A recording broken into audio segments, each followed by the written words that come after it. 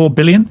Are we really suggesting that 1.4 billion Muslims are all potential extremists? Because I don't get that sense of the Muslims I know in London. I walk down my high street in London. There are Muslims running all sorts of different businesses. Okay. And honestly, they're not extremists. If we look at immigrants that come to America, what percentage of them are on SNAP the most? Have you seen this chart? No. Food stamps by ethnicity.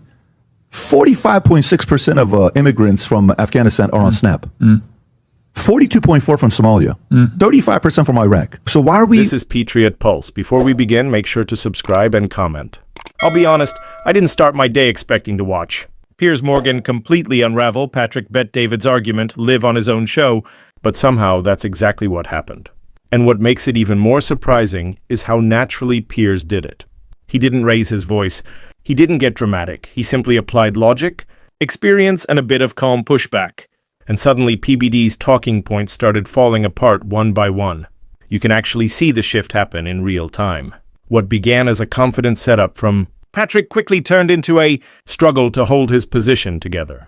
Piers kept introducing basic context, and each time he did, the debate tilted further away from the direction Patrick was trying to steer it. It's a rare moment when someone who is usually the provocateur becomes the voice of reason. But that's exactly what makes this exchange so interesting. And trust me, the deeper we go into this conversation, the clearer it becomes why this moment is getting so much attention online.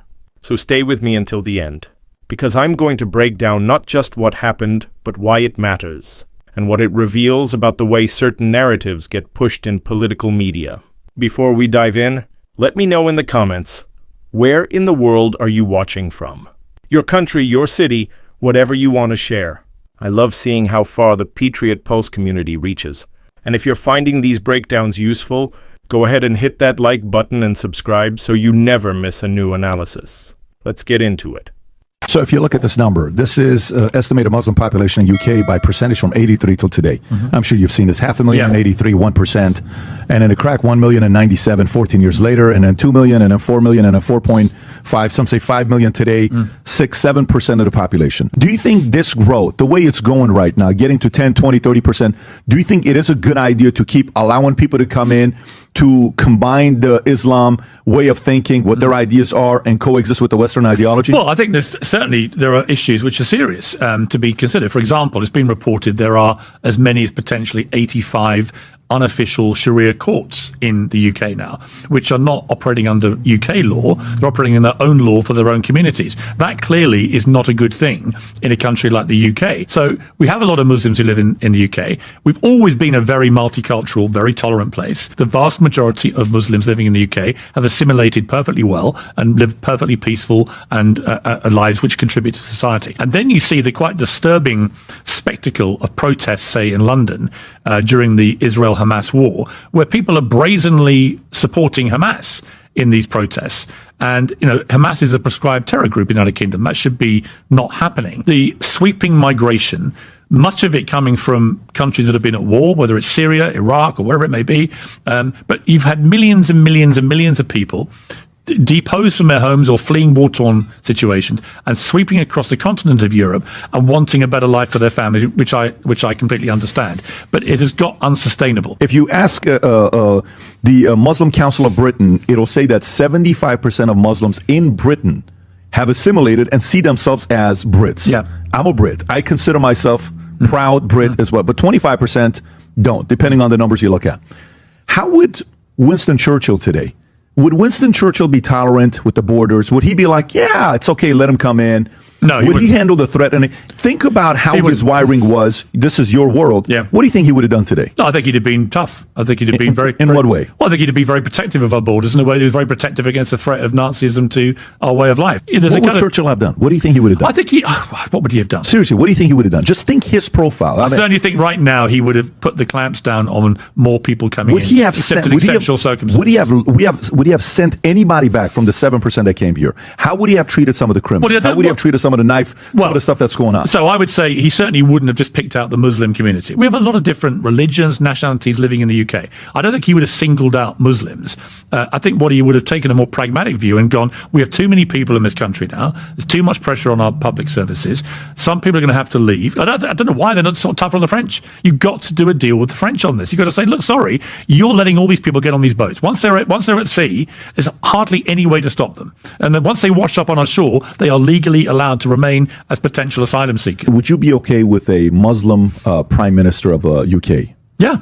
You'd be okay. That wouldn't do anything. Absolutely. Yeah. So that's your concern isn't that at all? No, not at all. No, listen, I don't want to radicalize Muslim running the country. I don't want to radicalize anything running the country. There's a lot of radicalized elements of all religions, of all nationalities. Do I think we have a particular problem in the UK with radicalized Muslims? I'm not convinced by that. I think there are radicalized Muslims, and clearly the Muslim population is rising exponentially fast compared to other populations. So we are going to have to look at this and say, well, what do we do about this going forward in a way that you don't look like you're just picking on people because of their Muslim faith? I respect the tolerance that you have of what could happen to Brit long term, because I think sometimes when you're in it and it's gradual, like the whole thing about you put a frog in a boiling water and you boil it slowly, and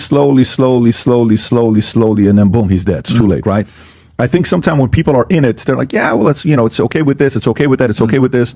I think UK is flirting with being tolerant, and it'd be interesting to see who would rise up and want to do something about it. Well, look, I go to a lot of Muslim countries. I've been in Saudi Arabia. I've been in To me, the biggest thing is the extremists. It's not a... No, exactly. Here's my point, though. But also, they have zero tolerance of people wanting to operate under their own laws when they go to those countries. For example, so the whole debate about Sharia law and so on, I can understand why a lot of Brits get exercised about that, because if I went to Saudi Arabia or Qatar or somewhere and decided I would ignore the country's laws and operate under my own laws while I was there, you wouldn't get away with it for very long. So why would you be okay with that? Why would you be okay with that? Well, I wouldn't. No, but what I'm saying is, so if you were okay with somebody who's a Muslim to become a prime minister, and then say they're the noble one, right? And they're coming in, they actually love Britain, but it opens it up, and an extremist like, I'm going to get in, then they come in and they say, Sharia law, what are you going to do about it? Then what? Because you're making it a step ahead. Yeah, but I don't think you can't tar the entire Muslim population with the brush of potential extremism in the same way that you get Christian extremists in America who've committed appalling atrocities. I don't assume that every Christian, I'm a Christian, I don't assume every Christian in America is a potential extremist. I just think there's got to be a more... You're comparing the two? No, I'm just saying extremism is extremism. Isn't it? Isn't it? Well, it's the same, isn't it? It is. No, I think extremism is extremism. To me, that's not the part of it. But when you look at the percentage of who is, like, for example, in America, do you remember the story about the Japanese when they went to the World Cup? What were they doing afterwards at the end of the game? They were cleaning up the arena. Everybody's like, what are they doing here? That's what we do in Japan. So would I want 1,000 Japanese neighbors? Yes. They are their own people. They raise kids. They go and work. They don't hate America. They don't get up there and, commit terrorist crime. You don't hear stories like that from them. They just go and do their part, right? But I would argue this back. So I went to the Qatar World Cup, for example, for a week. Felt completely safe. There was no hooliganism whatsoever. But that's not the same as the extremists. These are two different... No, I agree. But again, I think there's extremists everywhere attached to all different groups. And I would say that I like the way the Middle East has been opening up in the last decade. I think it's exciting, it's dynamic. I just interviewed Cristiano Ronaldo in Riyadh at his home there. One thing he said, it just feels really safe. And it feels like it's opening up in a way that's good for families and everything else. And I think that's great. I don't like the tinge of you're all potential extremists until you prove otherwise. No, because... I think it's unfair to a whole... how many Muslims are there in the world? 1.4 billion? Are we really suggesting that 1.4 billion Muslims are all potential extremists? Because I don't get that sense of the Muslims I know in London. I walk down my high street in London. There are Muslims running all sorts of different businesses. Okay. And honestly, they're not extremists. If we look at immigrants that come to America, what percentage of them are on SNAP the most? Have you seen this chart? No. Food stamps by ethnicity. 45.6% of immigrants from Afghanistan are on SNAP. 42.4% from Somalia, 35% from Iraq. So why are we inviting more from Afghanistan, Somalia, Iraq? I'd need to study this in more depth, but certainly the Afghanistan, Somalia, Iraq, these are people, I imagine, predominantly who have fled war-torn countries. So they, by definition, when they come to America, are going to be impoverished. Yeah, right? but when America was founded, it's about getting the best to come over here, right? You fled your family Iran. I lived there for 11 years. From a war-torn place. We did. Right? So take Iraq, for example. When I was editor of the Daily Mirror in the UK, I opposed the Iraq war before, during, and after it. Cost me my job in the end. Yeah. After 10 years running the newspaper. But I think I was vindicated by what happened afterwards. that war was fought on a false pretext. Saddam Hussein had weapons of mass destruction. They never found them. So and also there was this kind of subliminal, we need to respond to 9/11. We can take out Saddam. I never saw that connection. It seemed to me completely wrong. So I look at Iraqis, right, who were displaced by a war which many people, including me, would say was an illegal war in their country that caused utter devastation. And they come to somewhere like the United States, which has been the home for people like that ever since its inception, and is lauded around the world for that, for being a place that you can come to, right, from places like that. But is there not a particular duty of care? Maybe you don't think there is, but is there not a duty of care to people who come from a war-torn place like Iraq, where the United States, along with the UK and other countries, waged that war, in my view, completely wrongly, in a way that caused their displacement, caused them to lose their homes, maybe lose their loved ones, and they come here for a better life, but when they get here, they have nothing. Now, that may explain some of those numbers. I don't know. But certainly in that case, you've got to think, well, okay, if they're the ones who are getting the SNAP benefits, okay, what is the correlation between the ones who were displaced because of the actions of the United States and the UK and the other allies that fought the Iraq War on their presence here in the United States? And is there a duty of care towards them? I don't think we should lose in the mix of all this a compassion towards genuine asylum seekers, particularly from countries ravaged by wars which we may have been complicit in starting, in my opinion, on a false pretext. Yeah, I think that I would sit there again. I would sit there and I would say, if we're looking at anybody that's coming in, if we caused some of this, let's see what we can do about it. Now, of course, somebody in America could say, well, you caused all of it, right? Okay, no problem.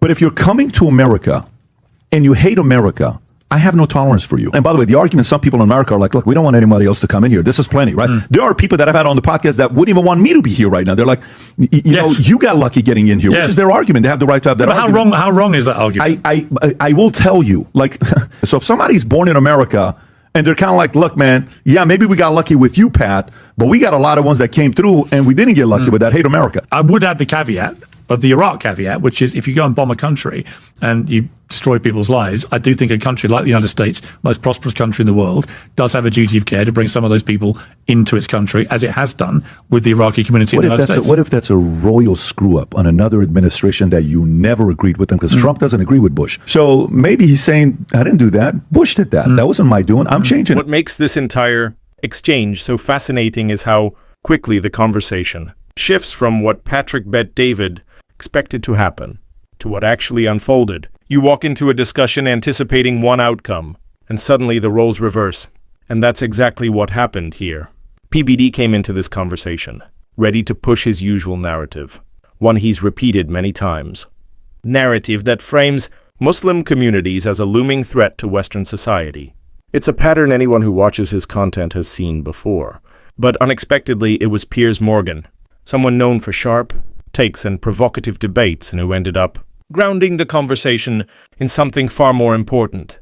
Context and reality. From the moment Patrick pulled out demographic charts and started building toward the idea of a future Muslim takeover of the UK, you could already see the direction he wanted to take the discussion. He was hoping Piers would jump in with outrage or alarm. Instead, Piers responded with something PBD didn't anticipate: a thoughtful, measured explanation of how immigration actually works and how Muslim communities have integrated into British society for decades. And that's the difference in this exchange. Piers brought nuance. Patrick brought fear-driven hypotheticals. Instead of treating millions of people as a monolithic group, Piers pointed out that Muslims in the UK are not a new phenomenon and that the overwhelming majority live peacefully and contribute meaningfully to British society. Communities grow over time. Families expand, people move, demographics shift. That's how every population changes. But PBD was so focused on framing this growth as something threatening that he ignored the very basic truth of how societies evolve. And when Piers pushed back with lived experience, something Patrick simply doesn't have when it comes to the UK, the tension became visible. Patrick's talking points started losing shape. His confidence slipped. And suddenly, a conversation he expected to control started slipping out of his hands. It only intensified when Patrick brought up Winston Churchill, hoping to use Churchill as a symbolic justification for singling out Muslims. But Piers shut that down immediately, reminding him that Churchill would have been strict on immigration as a whole, not on one specific religious group. That single clarification dismantled the entire premise PBD was trying to build. If you're finding this breakdown helpful so far, consider hitting the like button. It helps more people discover the channel. And the pattern continued. When Piers stated he'd be perfectly comfortable with a Muslim prime minister, you could almost see Patrick scrambling. Instead of discussing the point directly, he leapt into a dramatic scenario about Sharia law, something that simply isn't how democratic systems work. No prime minister can unilaterally override parliament, the courts, or the constitution. But when fear shapes the narrative, those nuances disappear. Piers, meanwhile, returned to a simple truth. Extremism exists in every community. You cannot judge over 1 billion people by the actions of a small minority. And when he compared extremist acts carried out by Muslims to those committed by Christian extremists in America, Patrick struggled to respond because acknowledging that reality would collapse the argument he had spent the entire conversation trying to build. One of the most revealing moments came near the end, when Patrick tried to criticize refugees from war-torn countries for receiving government assistance.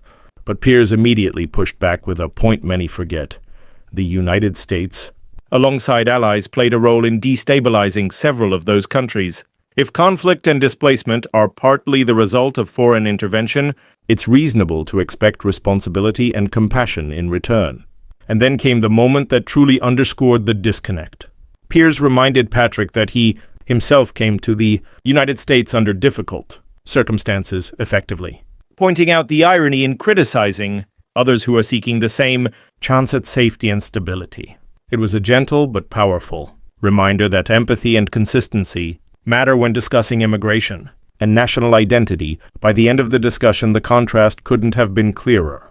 Piers grounded his perspective in lived experience and real-world understanding. Patrick leaned heavily on speculation and worst-case scenarios. One viewpoint reflected a complex, multicultural reality. The other reflected a narrative shaped more by fear than by fact.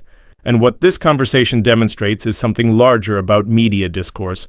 When you strip away the sensational framing and just look at the facts, the fear-based arguments begin to crumble. Sometimes the problem isn't the groups being discussed, it's the narratives used to portray them.